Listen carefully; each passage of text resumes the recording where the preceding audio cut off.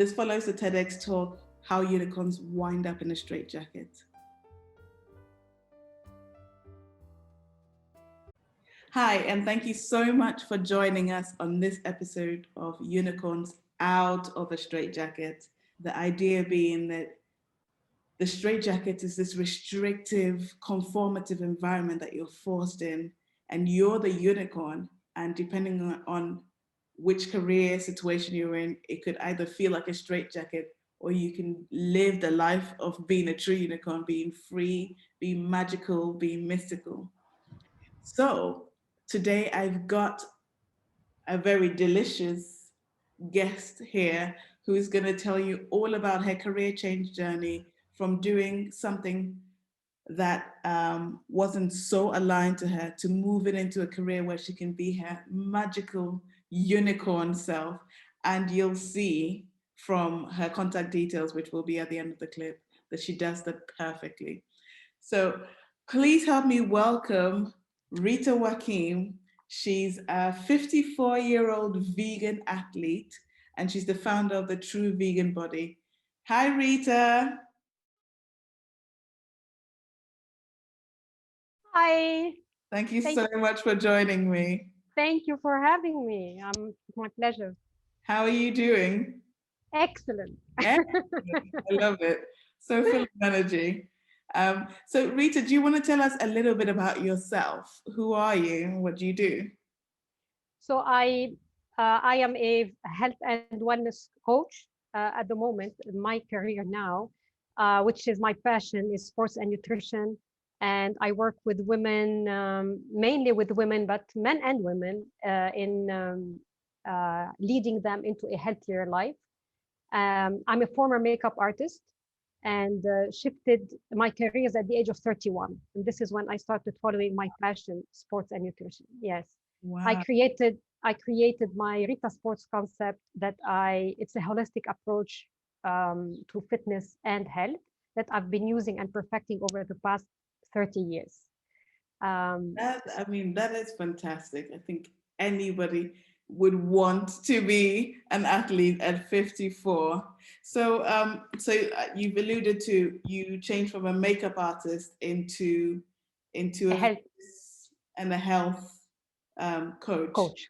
Yeah. How did that come about? Like, who does that? Where did that come from? See, I'm born a fighter, and Right, I never take no for an answer, right. and impossible doesn't exist in my dictionary. And, and I always follow what makes me tick, if you want, but like what makes me happy. Right. So in my makeup art, in artistic makeup career, I was not feeling that I was giving everything that I can, like everything that I can give and share and change, like use what I do best.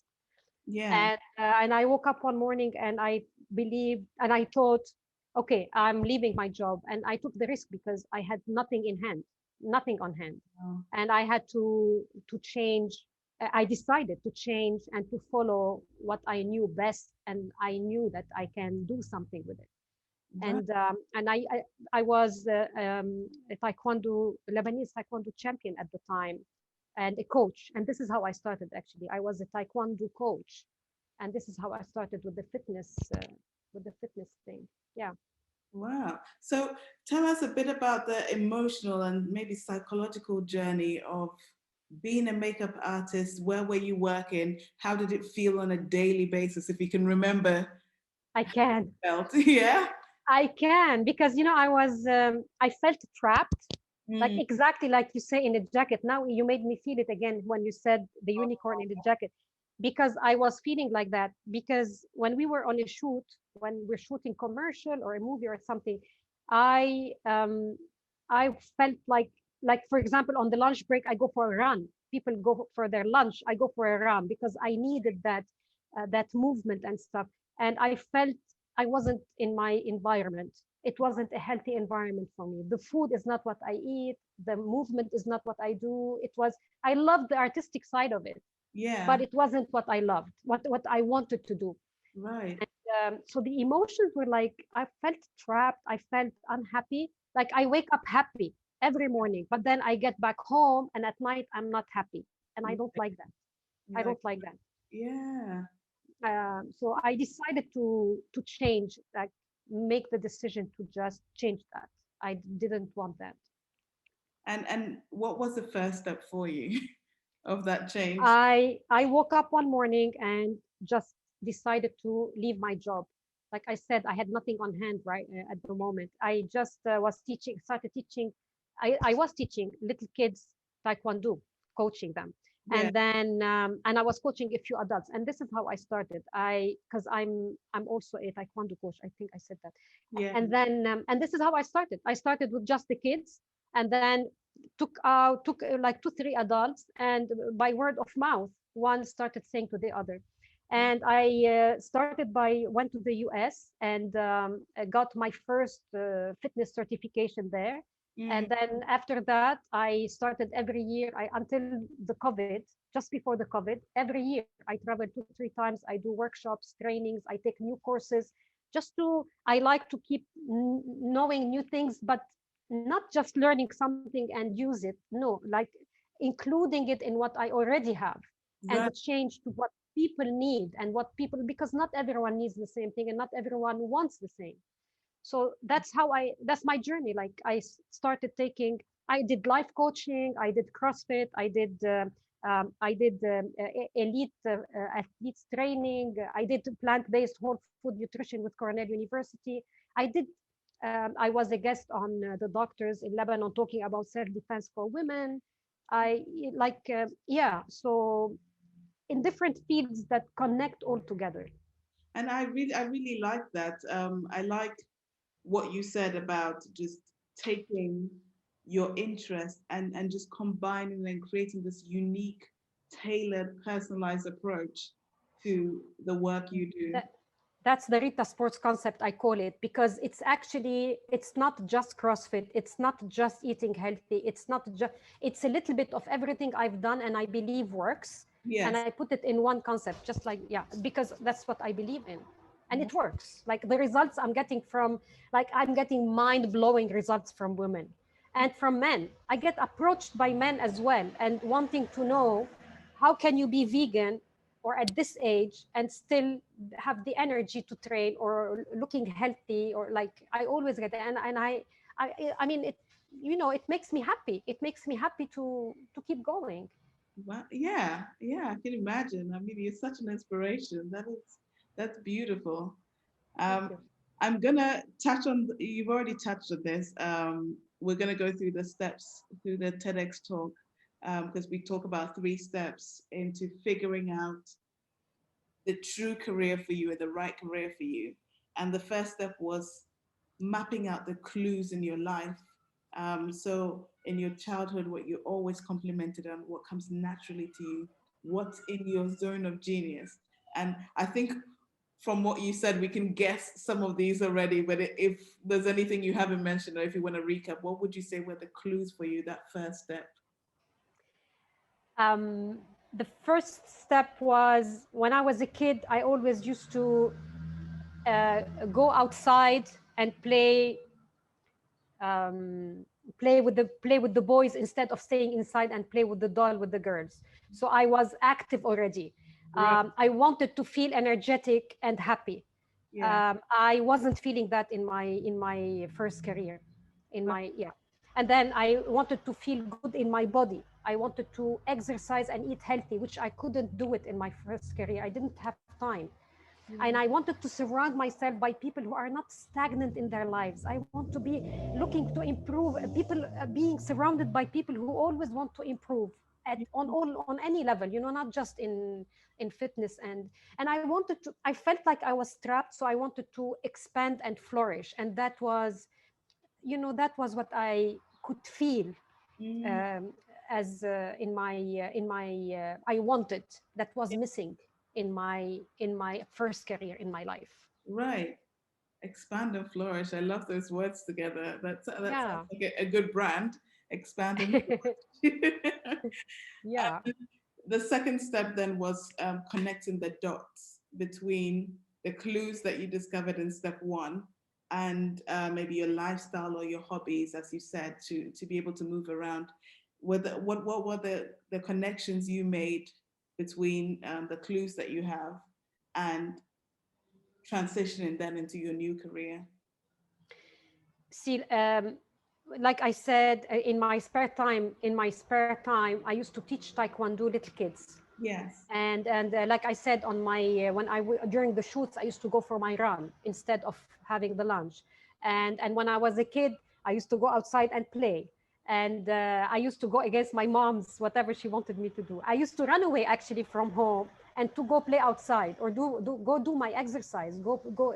So all these um, showed me that I didn't want to be inside. I wanted to be outside. I wanted to be active. I wanted to be moving. I didn't want to be sitting waiting for the model for the shooting to finish. It was frustrating me. Right. So I believe these are I hope I answered you. I answered Yeah, correctly. But those the are con- definite clues. Those are yes, so clues and connections for sure. yes. So this is how and then when I woke up that morning and I thought, I need to be happy in when I come back home, just like when I leave home. Yeah. And this is because when I come back home now, I am fulfilled. Mm, When I finish a training, I am fulfilled at the feeling that's giving me of what I have, how I've like I my client smile. I made my client feel proud of themselves of what they've done in their session. This to me is what makes me want to keep doing what I'm doing. for sure. I always say in my career coaching practice that fulfillment is one of the big three reasons why people career change. Sometimes it's about money, sometimes it's about a change of lifestyle, but definitely seeking fulfillment Yes, is one of the biggest stages where people think, okay, well, I need to switch now. I need to do something about it. yes, of course. And yeah, exactly. Fast forward to your current career where you're a fitness and nutrition expert and you're helping Mhm. other people do the same. How do you think you applied steps one and two, the clues and the connections, into the career that you're doing now? Do you use aspects of the taekwondo and the being outside? Which aspects have you combined into your career? Actually, yes, I do use the Taekwondo gave me the discipline and the Yeah. patience with people because working with people is hard. But right, but Tell you me know about it. but you know what, I love people. And people, no one is the same. Like, people are not the same. And when you start seeing beyond how they are feeling today, like, I start every session, whether it is training or nutrition or anything, by asking them, how are you feeling today? Because if I don't know how they are feeling today, I cannot coach them for the session. Yeah.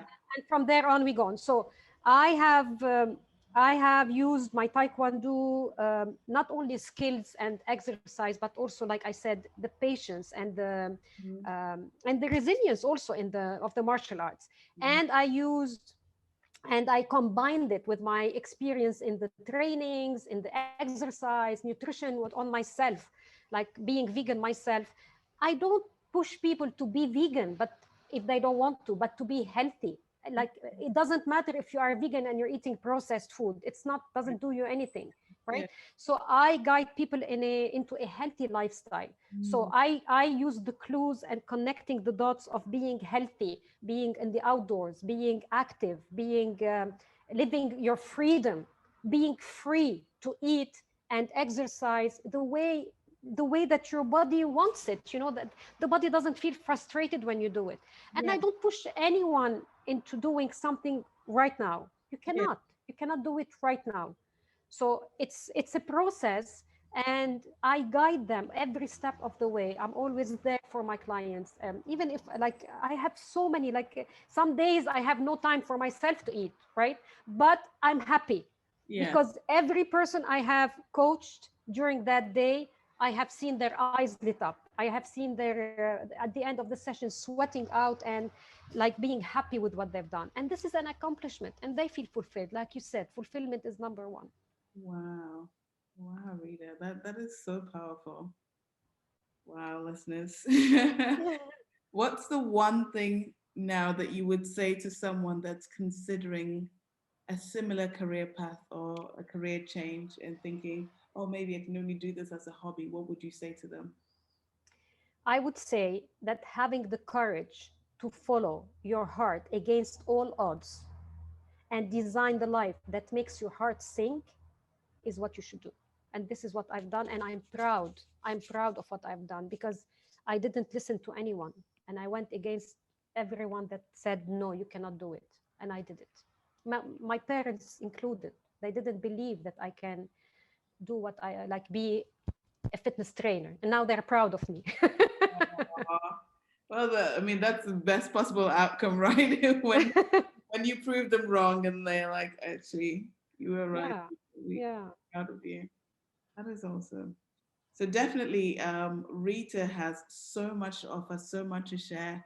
And from going from a makeup artist into fitness, nutrition, and coaching, it's super exciting. I'm gonna put her details in the video shortly, so definitely do check out what she's doing. She's working online as well as in person as well, so it's accessible to everyone.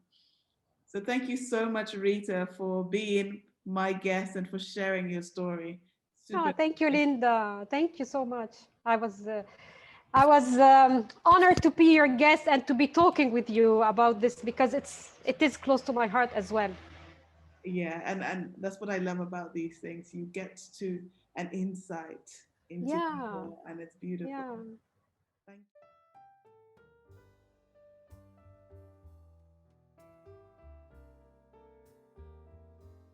Don't be a unicorn in a straight jacket.